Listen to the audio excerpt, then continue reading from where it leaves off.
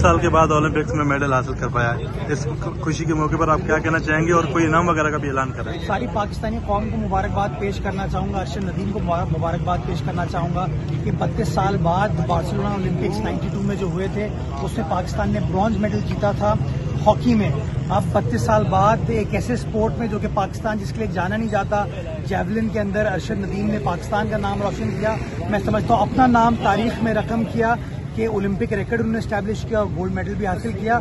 उसके लिए मुबारकबाद के वो मुस्तहिक है। मैं सारी पाकिस्तानी कौम को मुबारकबाद पेश करना चाहूँगा।